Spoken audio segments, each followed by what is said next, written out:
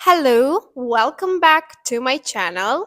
And in today's video, I'm going to answer to your questions that you asked me on Instagram stories. And although I asked you to ask me questions about life in Korea, there were so many questions about finding a job in Korea. I think that I can do another Q&A video, only questions related to jobs. Here we will discuss more about life in Korea and general stuff about working in Korea. So I put the questions right here. By the way, sorry if I pronounce your IDs wrong, but I'm gonna try. So Tenzin Kando is asking, is it hard adapting there and studying learning in Korean language? Regarding adapting in Korea, so it depends totally on you. If you have experience living abroad or living far from your family, let's say, then it's not going to be really hard for you. But if it's the first time that you're leaving your country or staying away from your family, then it can be hard. In my case, it wasn't really hard to adapt to general life in Korea, even though like I haven't lived far from my family before, like much. But for me it was really easy to adapt, but some of my friends, like, it took them months to get adapted. So it's like super individual, so it depends on you. Regarding studying and learning in Korean language, it's two different things. Learning Korean language, I don't think like it's really hard. Of course, every language has its own difficulties, but in general it's not something like crazy hard. But studying your major in Korean, it can be super difficult and super stressful. Although my education was not in Korean language, my education was in English language. I know from people who studied in Korean language, even though you have a very high level of Korean language skills, even if you have like yukkup, it will be like really difficult for you to study in totally new language because you don't study basic life things. You study your major, you study terms, you study difficult stuff. Even me, person who speaks English like from her childhood, it was super hard for me to study my major in English. Imagine how it would be in Korean. I don't want to scare you, but this is something that you should be ready for if you choose to study in Korean language. Gautam Patel asking, so how is life in Korea? Are the people friendly and do they treat foreigners well? For me, life in Korea is very busy and very colorful, in that sense that like there are a lot of things to do all the time. Like there are many activities for foreigners, many things to do. But at the same time, it's so busy, you never have time to rest. If you are used to like busy life, if you like going out, if you like doing a lot of things, then it can be super interesting to you. But if you're a kind of person who loves to stay in their home all day long, then maybe it can be a little bit too busy for you because life is always going on. And if you don't do anything, if you don't join any activities, or if you don't improve yourself on a regular basis, you might have feeling that you're staying behind of others, and that can be a little bit frustrating sometimes. Korean people treat foreigners good. Like if you mean in daily life, like I have never encountered any difficulties like in my daily life just because I'm foreigner. Because of course, in terms of finding a job or in universities, you might feel difficulties not because they treat you bad, but because you might fall behind Koreans. But in a daily life, there's nothing wrong, and I think that they treat foreigners just as they treat Korean people. Of course, there's always something different, but you don't feel any like racism in that sense. And right, the next one is coming, the similar questions. Is there racism in Korea? I think this is very like controversial question to me, because some people say that they have faced racism. Some people might claim that there is a huge level of racism in Korea, but in my case, I haven't personally experienced racism in Korea. I mean, in daily life or something. And I think like many of my friends, they also never experienced racism in Korea. So I don't think that just because you're foreigner, people will say, oh, go to your country, why are you in Korea? Yes, there are some situations where like very old people would in subways or somewhere else would point at me and say, oh, 외국인, which means foreigner. Like, that's obvious, but I haven't experienced anything like crazy or, like feeling very discriminated just because I'm a foreigner. But this is again in daily life. In working environments and studying educational environments, I cannot 100% say because it depends on people. Some Korean people can be very, very welcoming to foreigners, while others can uh, be very skeptical to foreigners. So it's also very individual, but it's not something that you feel very often and it bothers you in while you're living in Korea. Next question is coming from Pearl Sunny. How to get halal food in Korea because I'm a Muslim. There are a lot of halal restaurants here in Korea. Mostly they're in some same areas like Itaewon or Dongdaemun, Yoksamunhwa, where you can find a lot of places with halal food because there are many foreign restaurants like Uzbek restaurants or Turkish restaurants. It's not like everywhere you can find it, but there are some places where there is halal food. Or you can also, for example, order it through coupon. Like if you go to any restaurant and there is meat and it might not be halal, but if you search for it, then you can find it. Next question is coming from Velvet Mist. What do you guys do in vacation? And also, was it hard to deal with people when you first went there? So I'm gonna answer the first question first. Again, it's something individual. Some people prefer staying at home, some people prefer going out, some people prefer traveling. For me, I mean, like most of the students, they prefer studying on vacations most of the time because they have some time to catch up with their studies because it's really difficult to finish everything on time. So most students just prefer to study and finish their stuff while on vacations. Or they might go travel around cities or other towns of Korea, which can be also a very interesting way to spend your vacation. Was it hard to deal with people when you first?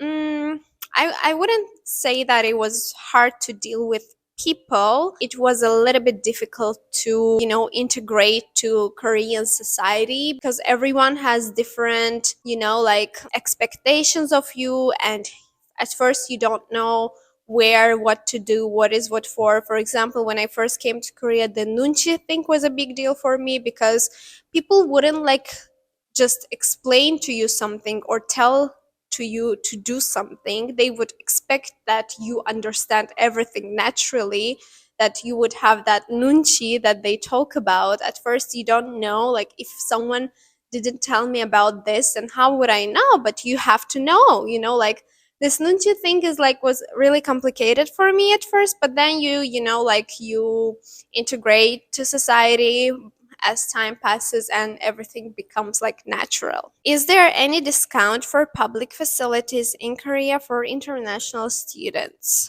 If there are some discounts, then it's like for students in general, because there are some places where like kids pay the least, then students pay a little bit more, and were other people who are not students, like adults, they pay even more.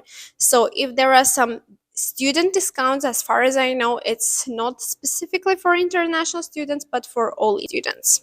Azik Nurieva asking, do you like Korean food?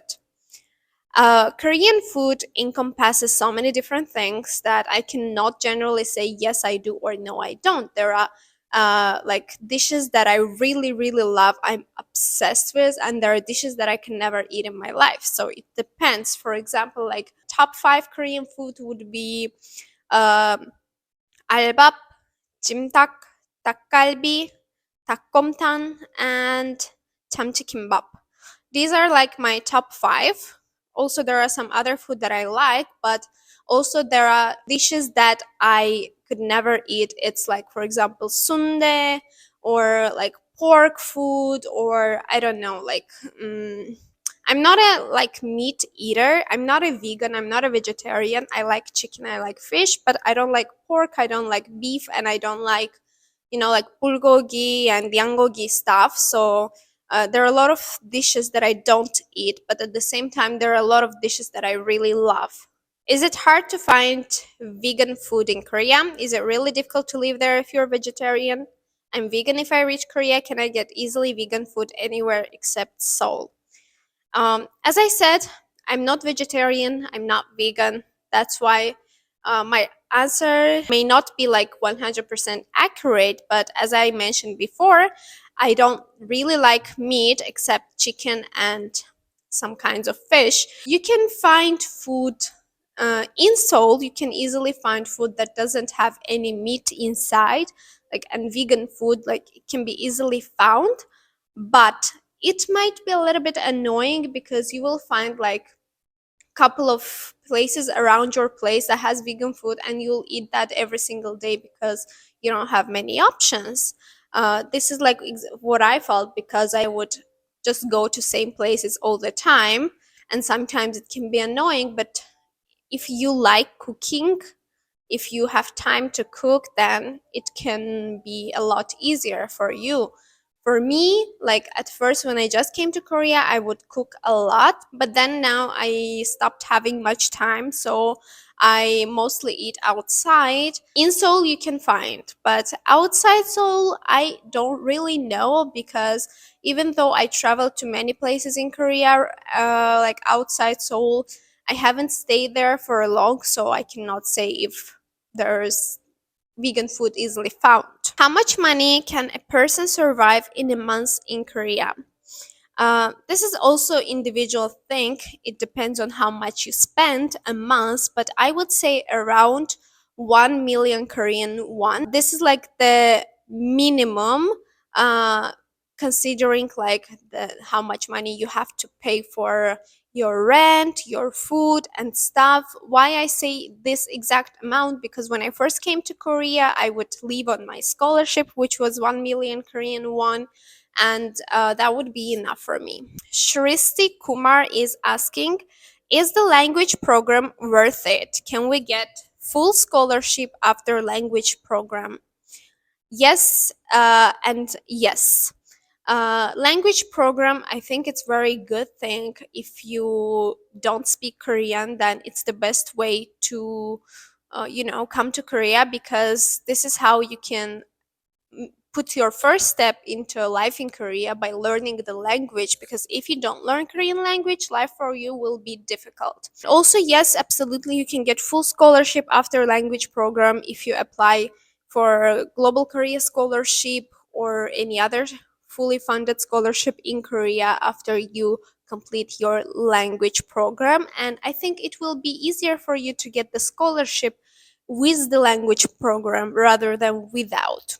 How to find apartments to rent in Korea? Uh, the best way is to do through websites. I personally use these two websites, Taban and Tikban. This is where you can find apartment in any part of Korea for any price that there is, and it can be like done through Pudongsan, which is like very reliable, and yeah, it's very easy to find there. Is it safe for a lonely woman to stay there? So if a woman can live alone in Korea and if it's safe. Absolutely, yes. I think that Korea is super safe in this sense. And it was one of my reasons why I chose to come to Korea, to live in Korea, because safety is like my first priority. And I feel super safe here in Korea, even at nights when I come back home, like at 2 a.m. from library, and it's like super dark, super quiet. I'm super safe. I feel super safe. And it's a very, very good thing, which we cannot see in many other countries. So, yes. Does it feel like Korea's work culture is exhausting, or is it like the ones shown in the K drama? Korean work culture is very exhausting, and even though I haven't graduated yet to fully, like, experience Korean work culture 100%. This is what I'm telling from my experience of what I see in the lives of people around me. Yes, it's very exhausting. You have to work extra hours most of the times, and you have to also attend this like heishiks and stuff.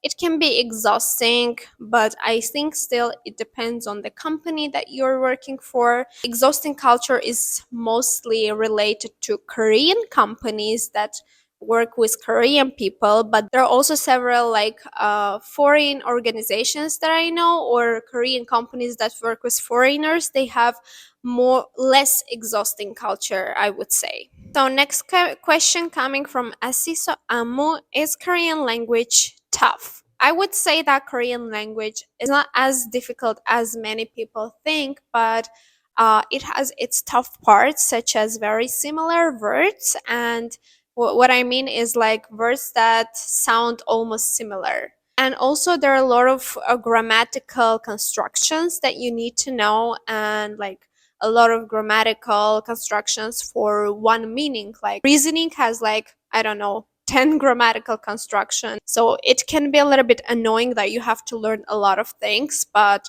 it's actually not that difficult. Rani's excess is asking, when you went to Korea for the first time, did you have any difficulty like language or else? The main difficulty that I had maybe was the toughness of education. I wasn't expecting the education level to be so tough for me, and at first it was so stressful for me. I would cry like all the time.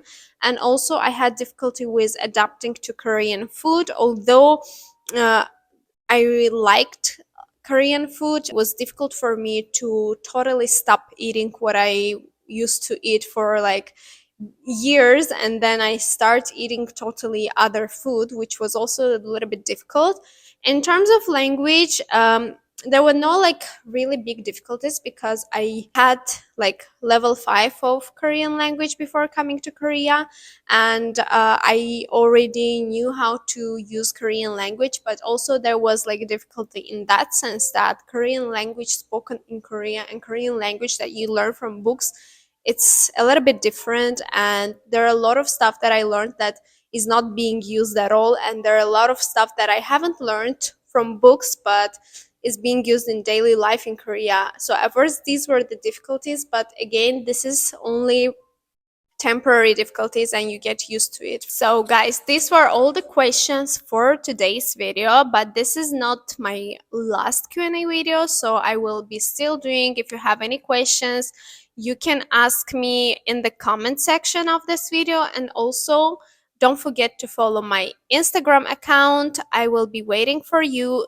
there, and you can like follow my daily life in Korea from my Instagram account. And also don't forget to subscribe to my YouTube channel because I will be posting videos more often now. And yeah, thank you so much for watching this video, and I'll see you in the next one. Bye.